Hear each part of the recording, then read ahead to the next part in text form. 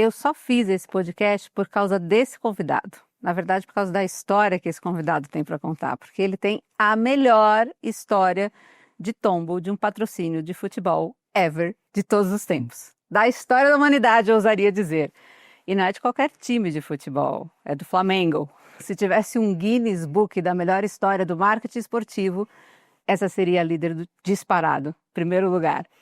Luiz Benício Rosa tem um cargo chique pra caramba na Boozer, aquela startup que é tipo um Uber dos ônibus. Ele é Chief Revenue Officer, ou CRO, ou seja, como o nome diz, ele é o cara que faz o dinheiro. Ele cresceu na lavoura de café no interior do Rio, trabalhou cedo para ajudar a família, não fez ensino médio, mas era focado em estudar e acabou na engenharia de controle e automação, que é outra coisa que ninguém sabe o que é, né? Passou pelo Ciências Sem Fronteiras em Nova York, chegou ao Centro Espacial Alemão num projeto Cabeça, voltou para o Brasil, fez mestrado no ITA. Vejam o gabarito desse meu convidado. E no meio desse caminho todo, ele decidiu trocar avião por uma startup de ônibus. Em 5 anos, tô certo? Ele virou o cérebro por trás da estratégia de receita da maior plataforma de intermediação de viagens rodoviárias do Brasil. E hoje aqui ele vai contar a história do dia em que o Boozer, ou a Boozer, melhor dizendo, resolveu levar os torcedores do Flamengo para assistir a final da Libertadores na Bolívia. A cara da cagada, né? Mas tomba é currículo, tomba é escola e tomba é enredo da torcida do Flamengo. Eu sou Josete Goulart e com vocês, os tombos de Benício. Não tem claque? Bem-vindo, Benício. Obrigado por receber aqui. Tô animado para contar aí umas histórias aí engraçadas. Engraçadas agora. E você sabia... É engraçado agora, né? Porque é trágica essa história, gente. Você Tragédia sabia... mais tempo igual comédia, então vamos lá. Exatamente. Então conta essa história do Flamengo, Benício. Então, eu entrei na... Para tudo! Antes, a vinheta do programa, por favor. Os tombos que eu levo. Um oferecimento Pague Menos. Bom, hoje, Benício, eu vou fazer tipo João Kleber, né? Como você viu ali no Para.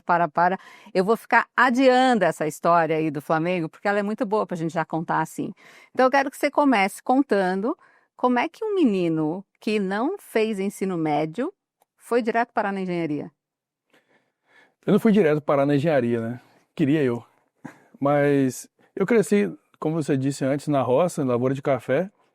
E quando eu tinha 15 anos, infelizmente, como acontece frequentemente na roça, meu pai teve umas dificuldades financeiras e eu não tive que ajudar. Tive que trabalhar lá na roça, então com 15 anos eu virei um administrador de fazenda lá na roça. Porque com 15 anos na roça você já é sênior. Você começa com 6, e aí quando chega com 15 você já está apto a gerenciar pessoas, que é o foco de tanta gente hoje em dia. Então, eu trabalhei na roça até os 17, que foi quando eu me mudei para a cidade, fui trabalhar numa concreteira, e aí com 19 para 20 anos que eu consegui parar de trabalhar para estudar, então o lado contrário da coisa. E eu não consegui ir para engenharia direto, porque eu não fiz ensino médio, como você disse, comecei, mas tive que parar imediatamente para trabalhar. Então, eu fiz uma prova chamada Enseja, que te habilita a fazer faculdade, e eu comecei a fazer licenciatura em matemática para fazer já umas matérias de exatas, os cálculos, temidos cálculos, para depois ir para engenharia. Só que essa história de ir direto para engenharia teve muito mais percalços que alguém pode imaginar. Por exemplo, um caso legal que é da primeira aula que eu tive na matemática. Eu passei na terceira classificação por cota de pobreza mais ensino médio na faculdade. E eu passei na terceira classificação, ou seja, já tinha umas 2 ou 3 semanas de aula acontecendo. Eu lembro como se fosse hoje, da primeira aula, o professor Paulo Beggio, eu entrei, era aula de álgebra. E eu, muito dedicado, com muito cagaço, muito medo de ser reprovado em todas as matérias por não ter feito ensino médio, comecei a copiar tudo que o professor falava, cada sílaba, tudo que ele passava no quadro, tudo. E enchi tipo uns 5 cadernos para levar para casa. E no final, um outro aluno da matéria que não estava nem aí, no final das contas, falou, não copiei hoje a matéria, me empresta aí. E eu lembro dele me pedir para copiar o que eu tinha copiado. E ele começou a fazer umas caretas assim, eu não entendendo nada do que estava acontecendo, e daqui a pouco ele parou e falou: tá tudo errado aqui o que você escreveu. E eu falei: como assim? Eu copiei o que o professor escreveu.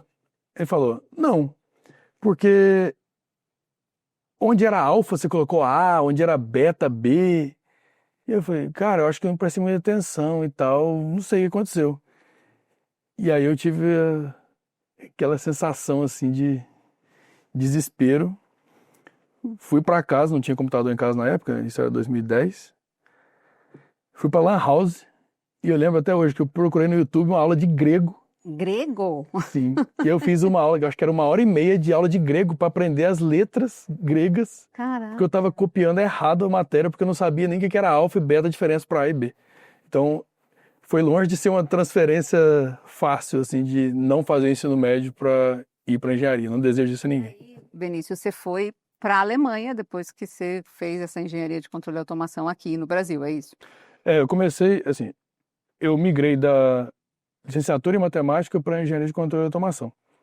E aí as coisas começaram a dar certo, um pouco melhor.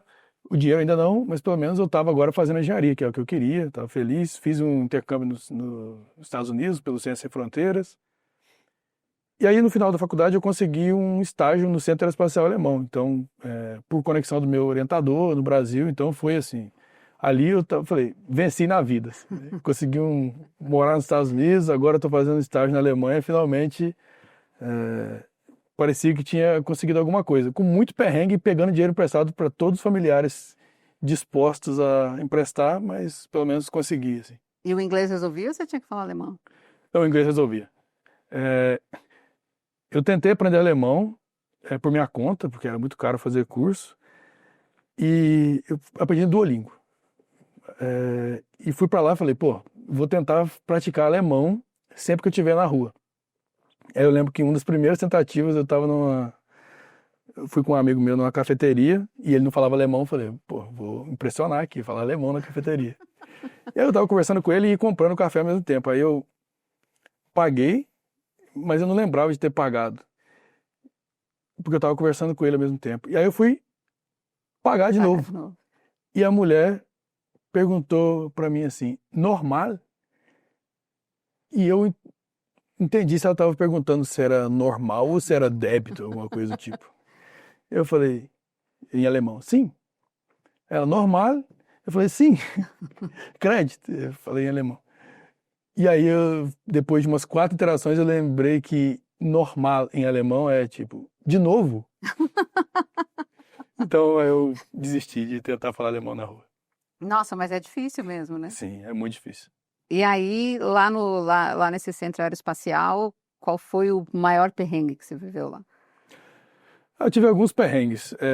Como todos os brasileiros lá, a comida que servia no refeitório era pouca e era cara.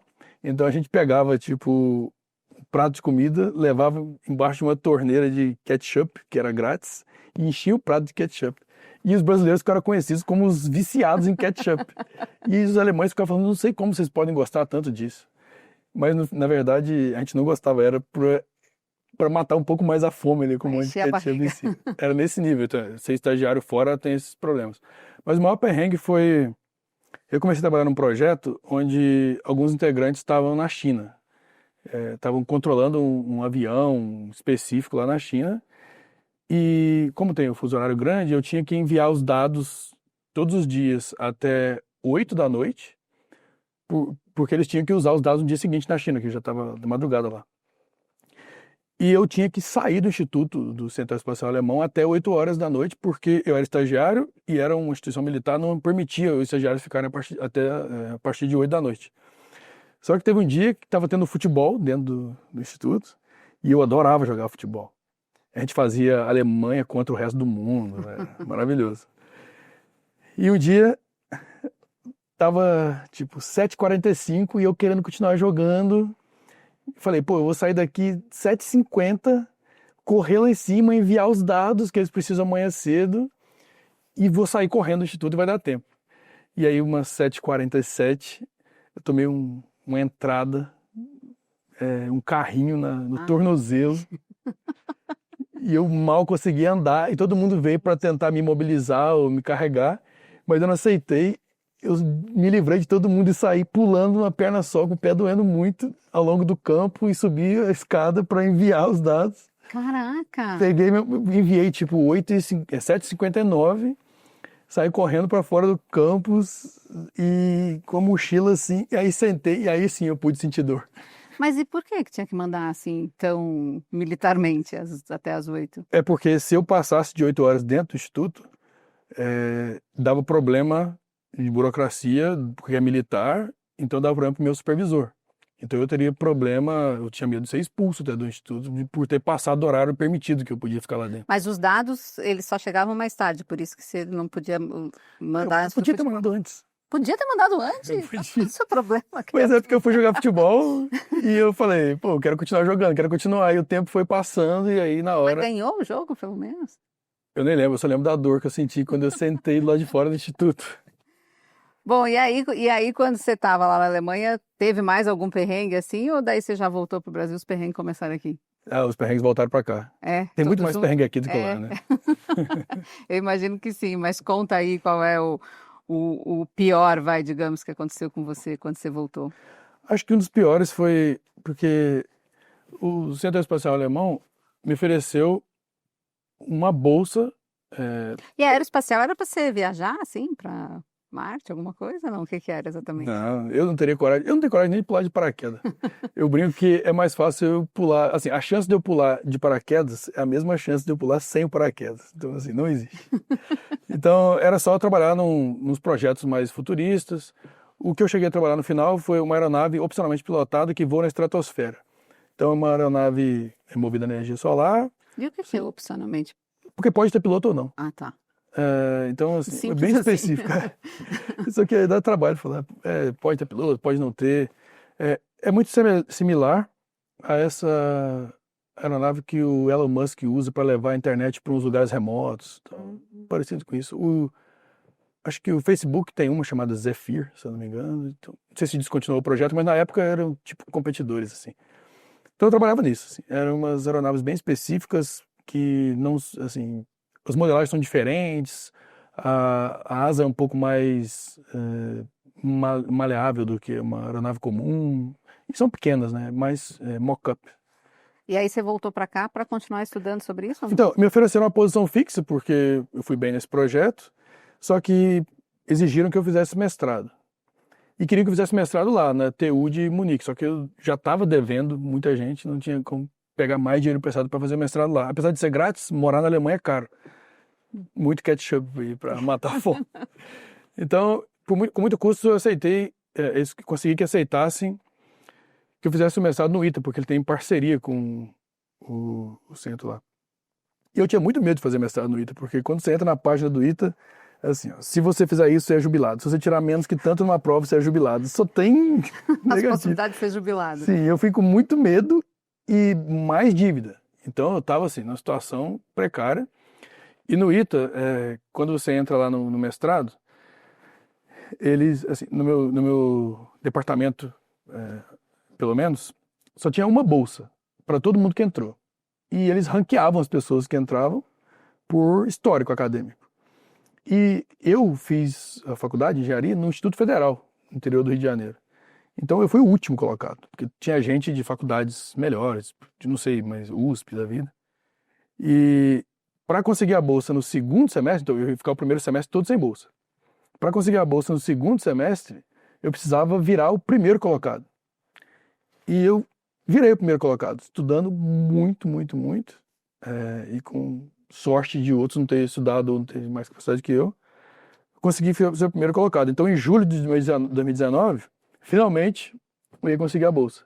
E exatamente nesse momento, o governo decidiu cortar as bolsas de mestrado. E a minha foi uma delas.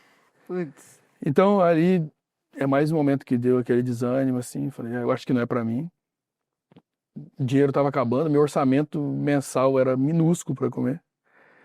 E o pessoal do ITA se compadeceu de mim e falou, uma possibilidade é a gente te puxar para fazer um doutorado direto. Você vai descontinuar o mestrado e vai fazer direto o doutorado. Aproveita as matérias que você já fez e tal. E Mas isso era um jeitinho ou tem essa existe essa possibilidade? possibilidade, existe. E geralmente é difícil de fazer isso, porque o propósito do mestrado é diferente do doutorado. No mestrado você aplica os conhecimentos que você aprendeu na graduação em um problema mais difícil, mais específico, para mostrar que você domina aquela técnica. O doutorado é quando você estuda para contribuir para a ciência. Então você tem que colocar o seu tijolinho ali, o degrauzinho. Então é bem mais exigente, é mais tempo também, mas as pesquisas são mais aprofundadas e você precisa criar algo novo. No mestrado não necessariamente. Pode ser só aplicação. Então, durante esse processo, eu estava um pouco na dúvida, porque o mestrado eu pretendia fazer 1 ano e meio. O doutorado, eu ia gastar no mínimo 3 anos, talvez até mais. E em setembro, falaram, você vai ganhar a bolsa de doutorado. Então, se você quiser, pode pular para o doutorado e faz doutorado direto. E nesse momento, o Bolsonaro decidiu cortar também as bolsas. Pô, mas de aí doutorado. sem sorte total, você. Poderiam ter cortado todos em julho, e aí eu não teria Você não tido essa precisava ter isso, experiência. não. Então eu sentia que, assim, toda vez que era minha vez, tiravam a Você comida. tirava. E aí, com essa dificuldade aí, sem mais dinheiro para continuar em São José dos Campos, eu decidi procurar emprego. E aí apareceu um colega que fez Ciências Sem Fronteiras comigo nos Estados Unidos, me indicou na Boozer. E eu entrei lá com cargo de analista júnior, só para pagar as contas e ir embora para a Alemanha no meio do E ano era lá em seguinte. São José. São José dos Campos. E tem 6 anos e estou lá na Boozer ainda. Nossa Senhora. Bom, mas ainda bem que você foi para a Boozer, que aí você pode contar essa história do Flamengo pra gente, que foi justamente quando você entrou que aconteceu, é isso? Foi no mês seguinte que eu Mas entrei eu lá. quero detalhes sórdidos. Não é só geral. Conta os detalhes, vamos lá. Tá bom, eu vou contar tudo que eu sei. Tá Eu bom. não estava tão ligado, assim, nessa época eu não era nem do March, na Boozer, mas quando eu entrei na Boozer, foi outubro de 2019. O CEO, que é conhecido como Pato, ele tinha dado um all-in. A gente estava crescendo, mas precisava de muito dinheiro para continuar crescendo e investindo ali naquele momento. E ele decidiu apostar tudo no patrocínio na manga do Flamengo.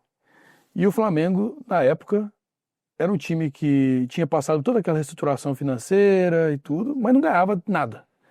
E a torcida estava insatisfeita porque sempre tinha agora reforços caros, mas não ganhava nada. E aí, em agosto de 2019, o Flamengo contrata o técnico Jorge Jesus. E no mesmo mês, a Boozer decide patrocinar o Flamengo na manga. O primeiro jogo do Jorge Jesus foi sem a Boozer. Acho que foi na Bahia, o Flamengo tomou 3 do Bahia. Aff. E no jogo seguinte, a Boozer entrou como patrocinadora do Flamengo. E o Flamengo não perdeu mais até novembro. Até o final. Quando acabou Sim. o campeonato, não quando acabou o patrocínio da Búzios. Os dois. Ah, os dois? Sim. Mas e por que ele decidiu o Flamengo? Ele é flamenguista? Não, é cruzeirense. E o Flamengo foi por causa de quê? É porque, apesar de ser vascaíno, a gente tem que admitir que o Flamengo tem força. Se tinha um time que ia salvar a Boozer e fazer a Boozer crescer o tanto que cresceu, era o Flamengo. É uma nação, Maior como diz time do por aí. Brasil. Ó, sou flamenguista, tá? E bati Então- aqui de novo. Então, a Boozer patrocinou o Flamengo naquela campanha mágica do Jorge Jesus. Virou um elo muito grande de torcida com o time e a Boozer estava junto. Então, a maioria das camisas de camelô que a gente vê espalhadas pelo Brasil de flamenguistas tem lá o símbolo da Boozer no ombro, na manga. E o curioso é que o Flamengo foi pro Mundial, porque ele ganhou a Libertadores. Só que a FIFA proíbe o patrocínio na manga no Mundial, e a Boozer não tava, o Flamengo perdeu. Jura? Sim. Eu não lembrava disso. Sim, e aí Caramba! o Flamengo então teve aquela campanha. Isso aí, os torcedores ficaram atachados assim com a Búzios? Sim, na época criou assim. A gente fez muitas campanhas juntos, tinha o ônibus da Boozer, do Flamengo. E como o Flamengo foi para a final da Libertadores, e o Flamengo não ganhava Libertadores desde 81, com o Zico. Sim, sou meio viciado em futebol, sei esses detalhes aí. E o Flamengo foi para a final da Libertadores, que foi em Lima, no Peru. E a Búzios decidiu fazer uma ação muito legal de levar 2 ônibus de torcedores do Flamengo para assistir a final da Libertadores em Lima. Eu falei Bolívia. Por que eu falei Bolívia? Porque passa na Bolívia. Ah, tá. Por Você isso, acertou metade. metade. E essa foi uma das coisas mais traumáticas que já aconteceu. Mas não tinha um detalhe que a final ia ser em Santiago nesse ano? Acho que tinha, não lembro bem disso. Tinha, e daí pegou fogo lá em Santiago por causa dos negócios da democracia Sim, lá, verdade. sei lá o quê. E aí na última hora eles transferiram. Eu nem lembrava disso. É, foi na última hora que eles transferiram o jogo. Como eu sou vascaíno, esses detalhes aí. Esses detalhes você não lembra. Sim, mas teve isso. Então, essa ação parecia algo fantástico. Nosso CEO adora fazer esse tipo de coisa, inclusive. A gente fez depois com Palmeiras, para Montevidéu também. E aí o grande lance é que vocês iam pegar os torcedores do Flamengo no Rio de Janeiro Sim. e levar para Lima, Lima. no Peru, que são 2 ou 3 dias de viagem, nem lembro. Sim, 2.000 quilômetros? Quantos quilômetros? acho que é mais, acho que uns 3.000 quilômetros. Eu não lembro os detalhes exatamente. Eu tinha acabado de entrar e a minha área era outra coisa, estava muito focado em aprender, mas eu lembro do trauma que causou, porque essa viagem foi desenrolando em problema atrás de problema. Então, E aí a gente chega quantos problemas? na história principal, que a gente então saiu com os 2 ônibus e o trajeto de ir do Brasil, do Rio de Janeiro para Lima, já é uma coisa meio que não faz sentido. Você passa em Presidente Prudente, passa na Bolívia, então E eu lembro que já teve muito problema porque todo mundo queria ir de ônibus, a gente levava tudo de graça, a passagem era muito cara, a gente sabe disso. Inclusive a gente está aqui se beneficiando disso, das passagens serem muito caras, a gente vende passagem. Então, quando finalmente decidimos lá as pessoas para viajar e tal, e aí todos os procedimentos de segurança, conscientizar todo mundo, fazer todos os protocolos, garantir que tudo estava certinho, os ônibus saíram. E aí, quando chega em Presidente Prudente, primeira parada para refeição, descansar, tem as trocas de motorista, que a gente leva sempre 2 motoristas, vão trocando. Quando o motorista abre o bagageiro do ônibus, sai um torcedor. Gente, como assim? Do bagageiro? E como é que Esse é- entrou? Então, essa é a pergunta que a gente se faz até hoje, porque todos os protocolos de segurança, como sempre, são feitos, mas teve infiltração de flamenguista. Como tem em todo lugar, tem infiltração de flamenguista dentro do bagageiro do ônibus. Então, esse é o nível de loucura. E como é que eles Torcedor do descobriram que o torcedor estava lá? Acho que o motorista, quando parou, foi abrir o bagageiro, saiu um cara lá de dentro. Gente, que loucura. Mas daí ele ficou. Não, não pode ficar. Não, ficou em Presidente Prudente. Ah, sim, sim. Não há possibilidade, né, de transportar uma pessoa, né, conscientemente dentro de um bagageiro. E esse não foi o único perrengue, assim. Assim, a gente sabe que para viajar na América do Sul é muito mais tranquilo do que ir para os países da Europa ou dos Estados Unidos. Não precisa nem de passaporte, você pode ir com sua carteira de identidade aqui e viajar para outros países da América do Sul. Mas quando chegou na fronteira da Bolívia, a gente teve problemas porque alguns passageiros não tinham carteira de identidade com eles. Como assim? Então, assim, estava Como faltando carteira de identidade. A pessoa não tinha documentação Gente, numa viagem de 3.000 quilômetros para ir para Lima. E olha que, assim, você precisa de identificação para andar dentro do Brasil. pois é. Imagina para ir para Lima. Mas a gente teve problema até com isso. E atrasos e mais atrasos por Daí, isso. aí os caras ficaram lá na Bolívia ou como é que aconteceu? Eu acho que conseguiram resolver, porque hoje em dia tem como você até baixar aí a Ah, entendi. identificação do celular, mas eu nem lembro exatamente. Mas teve um atraso grande por conta disso. Eu não lembro como foi resolvido. E um monte de outros problemas. O ônibus chegou na hora do jogo, porque com todos esses atrasos. E a gente esperava assim, tomara que o Flamengo pelo menos ganhe. Com todo esse perrengue, imagina se o Flamengo perca. Eu torci pra perder, claro. Mas tava perdendo, né? Aí no finalzinho, Gabigol mete 2 gols. E no final, a gente teve que lidar ainda com torcedores alegando problemas de saúde, querendo voltar de avião, e em alguns casos a gente teve que comprar a passagem aérea na volta. Jura? Então, assim, saiu bem mais caro que o combinado. Mas o patrocínio do Flamengo como um todo valeu a pena demais. É um marco na história da Buser. Então, assim, apesar de todos os problemas, Mas era levar dos o tombos. torcedor do Flamengo pra Lima nunca mais. Tem de novo esse ano, né? Pois é, e aí? Eu não vou falar nada sobre isso.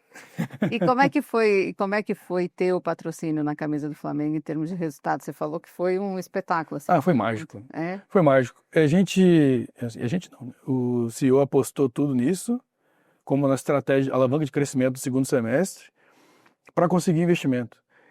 E em outubro, na metade do patrocínio, a gente conseguiu um investimento, se eu não me engano, de 300 milhões de reais. Então, não só permitiu a gente crescer um absurdo, quando eu entrei na Buser, nesse momento, o número de passageiros dobrava todo mês. Era absurdo. Mas porque foi ganhando, né? Porque se perdesse ia ser meio complicado, não? Eu acho que a torcida do Flamengo, mesmo quando tá perdendo, eles são muito engajados com o time. Então, se você tá com o Flamengo, você tem um potencial gigante de alcance. Então, claro que ganhar faz diferença, mas eu acho que tem muito da força da torcida, assim, que ficou comprovado, e a força do patrocínio do futebol, de modo geral. E isso não acabou afetando as outras torcidas? Eu digo de cliente e tal, ou não? Não tem o vascaíno que diz assim, não vou na Buser porque eles patrocinam o Flamengo. Sei Pelo lá. contrário, o que tinha muito era patrocina a gente também. Então, assim, todo mundo quer Não que seu tinha time... bet na época, né? Não tinha bet. Hoje em dia é completamente impossível patrocinar a equipe de futebol no Brasil, mas saudades. E hoje vocês fazem o quê?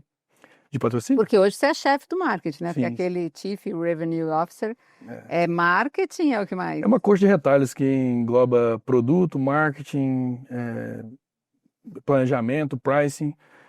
Resumindo, tudo que tem que fazer receita lá dentro da Buser está comigo. E aí, para dar um nome chique, porque todo startupeiro gosta, a gente botou Chief Revenue Officer. Mas Chief Revenue Officer numa startup é como se fosse um coordenador de receita numa empresa grande. E tá tudo bem. Bom, mas e aí você nessa área de marketing, olha esse aprendizado que vocês tiveram com essa experiência aí, o que que você pensa assim? O principal aprendizado é que marketing de massa funciona. Não é só marketing de massa. Desde que não seja levar as pessoas de ônibus para... Porque isso não é marketing de massa, isso é para muito pouca gente. Então, o que funciona é marketing de massa, né? Tem que tentar alcançar todo mundo da categoria, porque não é só os viajantes frequentes que você não tem que falar só com os viajantes frequentes, tem que falar com todo mundo, porque a maioria das pessoas viaja pouco. Infelizmente, no Brasil, viaja-se muito pouco. Uma a cada 20 famílias brasileiras tem uma pessoa viajando no ano. Então, quando o mercado olha pra gente e pensa, esses caras estão aqui para me matar, esses caras estão aqui para acabar comigo, não tem nada disso. A gente está aqui para fazer o brasileiro viajar muito mais do que viaja hoje, melhor também, mas muito mais.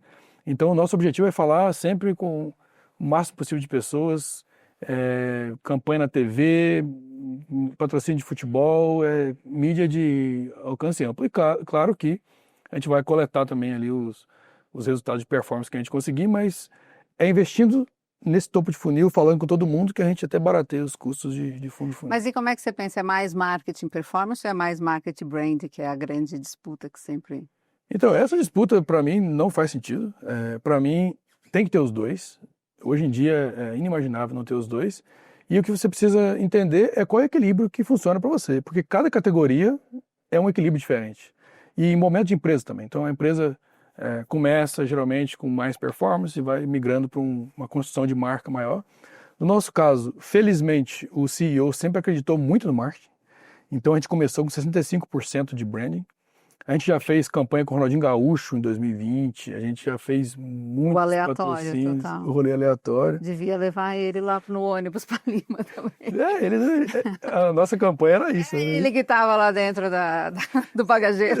Imagina, dá para fazer esse. Não, é bom. Uma boa ideia. Então a gente sempre acreditou muito nisso, graças a Deus o CEO é muito comprometido. E é construindo marca que você barateia os custos de performance de fundo de funil. Então, se você investe só no fundo de funil, você cria um ciclo vicioso em que cada vez fica mais caro para você conseguir o mesmo resultado com o mesmo investimento. E aí você vai cada vez tendo um retorno de investimento menor.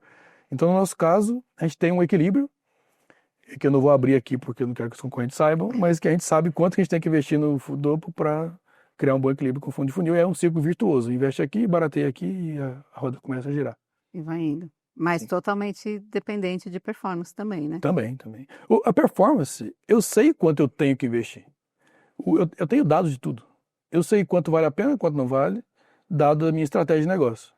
Agora, se eu paro de investir em branding, a minha performance começa a ficar cada vez mais cara. E aí eu começo a ter que investir menos. E cada vez investe menos de um lado, menos do outro, um círculo vicioso. E teve algum outro tombo assim tão grande quanto aquele do ônibus ou aquele foi ao concurso? Acho que esse é o maior. A gente tem muitos tombos na história da Buser, porque a gente mexe com um mercado muito complicado, com empresas muito antigas, que dominam o mercado há muito tempo, um oligopólio. Então a gente já tomou muitos tombos, mas a gente sempre foi capaz de superá-los. E eu acho que hoje está pacificado, né? A gente vê que o nosso modelo de negócio está consolidado, já está na cultura do brasileiro. O Gregório do Vivier já cita a Buser nos vídeos do Porta. Ah, Então, nossa, essa é a grande medida de sucesso? não é uma medida. A gente escolhe as nossas medidas de sucesso, essa é uma delas. Então já está na cultura popular. Então eu acho que agora já está consolidado. É porque você vira piada, você já está no... É isso, né? Exato.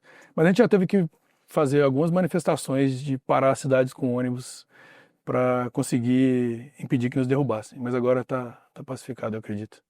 Bom, Beni, você sabe que o jornalismo também tem que pagar conta, né? Então agora vamos chegar naquele momento em que eu vou paralisar, porque vai entrar a nossa publi. Olha só. Aqui quem fala é o diretor Juarez Miguel. Interrompemos essa publi, porque simplesmente não deu certo. A marca sequer apareceu e a IA não conseguiu resolver. Mas agradecemos a Pague Menos por todos os esparadrapos enviados para curar os tombos do nosso convidado. Bom, e essa foi a nossa publi. Palmas para a nossa publi. Ah, a gente não tem plateia, então não dá para dar palmas. Bom, e agora, deixa eu te contar uma coisa. A gente tem uma sessão aqui que é da IA alucinada. Agora que você já está curado aí dos seus tombos, chegou aquele momento que a gente entrega tudo na IA. Você topa? Claro. Porque o negócio é o seguinte, deixa eu explicar. Eu gravei aqui a nossa conversa, que eu vou parar agora, vou copiar, vou jogar na IA e ela que vai fazer as perguntas para você, mas ela é uma IA alucinada. Deixa eu ver aqui. Vamos ver, porque ela não alucinou muito em uma outra entrevista aí. Vamos ver se dá sorte. Pronto, já estou com o resultado aqui. Aqui, ó. No papel. Primeira pergunta. Se na roça com 15 anos você já era sênior, aos 40 dá para pedir aposentadoria por excesso de sabedoria? Olha, não sei porque eu não cheguei lá ainda, mas eu espero que sim. Daqui a 5 anos, se puder me aposentar, eu não ficaria triste. Aposentar não, mas trabalhar por hobby, não por obrigação. Boa. Quando você trocou avião por ônibus, o Google Maps piscou, certeza disso? O tempo todo, acho que demorou uns 2 anos ou 3 para certeza vir. Jura? Sempre foi uma questão. Porque é sobre desafio, você não sabe muito bem qual é o seu propósito, você não sabe se você se importa com o propósito, porque primeiro você tem que pagar as contas e depois pensar em propósito. Então, eu não sabia se eu tinha propósito ou não enquanto eu não tinha dinheiro para pagar as contas. E aí hoje eu estou bem. Você está com propósito? Sim. Pô. Vamos lá, a próxima. Eu não li previamente, tá? No Centro Espacial Alemão você estudava foguetes, hoje otimiza passagens. Foi uma queda de altitude ou de propósito? Aí, ó, você falou no propósito, parece que ela te ouviu, né? Sim, eu achava que eu teria algum propósito muito claro de vida, muito atrelado ao trabalho. E eu descobri que não, o trabalho é só para ganhar dinheiro mesmo. E isso é muito bom. Eu vou cumprir meu propósito em todas as outras esferas da vida. Se ketchup era o tempero da sobrevivência, hoje o lucro é o novo molho? Olha, não tem nada melhor do que dar lucro, vou te dizer. Porque no final das contas, se a empresa não dá lucro, não faz sentido existir. Então, a gente também batalhou bastante tempo com isso na Buser, porque a gente tinha um foco de crescer muito. Então, depois foi essa virada para o lucro e, graças a Deus, a gente está muito bem hoje. Boa. Quando o Flamengo virou case e tombo ao mesmo tempo, você sentiu mais dor no tornozelo ou no ROI? O Flamengo sempre foi muito, muito bom para o ROI. Inclusive, valeu a pena todos os tombos. A única dor é de ser vascaíno. Essa daí não vai passar nunca, essa dor, né? Você sabe. Hoje em dia, quando perguntam para que time que eu torço, eu falo que é Real Madrid. E quando você jogava lá na Alemanha, você era resto do mundo ou era Alemanha? Era o resto do mundo, mas tem uma história legal sobre isso. É. Teve uma vez que a quantidade de pessoas estava mais ou menos empatada, e os alemães são um pouco sisudos, assim, desse tipo de coisa. Mas são gente boa, mas não tem tanto esse senso de humor. Não tem nada de senso de humor. Tem uma entrevista do Christopher Waltz que prova isso. Ele fala, não tem senso de humor na Alemanha. E aí teve um dia que estava mais ou menos empatado e um alemão precisou ir embora. Aí precisava passar alguém do time do resto do mundo para a Alemanha. E eu e um mexicano começamos a discutir sarcasticamente quem que ia pro lado alemão. Porque a gente ficou brigando. Eu sempre quis ser europeu, por favor, essa é a única chance, deixa eu ir. E os alemães ficavam meio putos porque a gente tava debochando. Aí eles acham que todo mundo quer ser alemão. Ai, gente. Bom, tem mais duas aqui. Você acha que o verdadeiro controle de automação é o da emoção quando o servidor cai? Olha, quando o servidor cai na buzzer, é muito ruim porque eu trabalho com vendas, eu tenho que trazer receita e cada minuto fora do ar é muita receita perdida. Mas felizmente o responsável é o CTO, é só ligar para ele xingar ele mesmo. A coisa boa de pensar no marketing, né? Você Exato. liga para outra pessoa. Exatamente. Se cada tombo adiciona um tijolinho na ciência da vida, você já é pós-doutor em queda livre? E tem um aprendizado, eu acho legal, sobre o tanto de tombo que eu tomei e tal. É que muitas vezes, quando você vê uma pessoa falando depois que já passou nos tombos, a recomendação é sempre: você tem que ter calma, você tem que confiar que vai dar certo, esperar a sua oportunidade, tem que pensar no longo prazo. Em nenhum dos tombos que eu passei eu fiz isso. Eu amaldiçoava todos os deuses da face da terra, eu culpava meus pais, eu culpava os professores, eu culpava o Bolsonaro, o Lula, já culpei todo mundo, era puto, revoltado. Então, assim, não é verdade que você precisa ter muito autoconhecimento, autocontrole para passar por perrengue. Você pode xingar todo mundo, ficar puto, querer desistir, ameaçar se virar ateu, e mesmo assim, às vezes as coisas funcionam minimamente, como no meu caso. Então, tá tudo bem. Ou seja, aos 40 anos já vai dar para se aposentar. Eu espero Sabedoria. espero que sim. Boa. Espero que sim, e espero que através da Boozer, que ela me deixe tão rico que eu possa aposentar aos 40. Você tem participação? Sim, É sócio? Como toda startup é assim, né? exato. A empresa é nossa. Boa. Benício, foi ótimo e aqui a gente encerra esse capítulo incrível dessa primeira temporada dos Tombos que eu levo. E aí eu quero saber o que você achou de tudo, se você quer um café, quer ir no banheiro, tomar mais uma água. Eu achei incrível e eu tô ansioso para ver o tombo das outras pessoas. Eu espero que as pessoas tenham tombos maiores que os meus aí para contar, para eu me divertir também. Ah, legal. Eu também espero que todo mundo venha contar, né? Sim. Bom, então tchau, sobe os créditos, porque né, se é para fazer um podcast na TV tem que ter crédito, tem que subir todo mundo lá. Beijo, me liga e se for cair, que seja no algoritmo, né? Tchau, tchau. Obrigada. Os tombos que eu levo. Um oferecimento Pague Menos.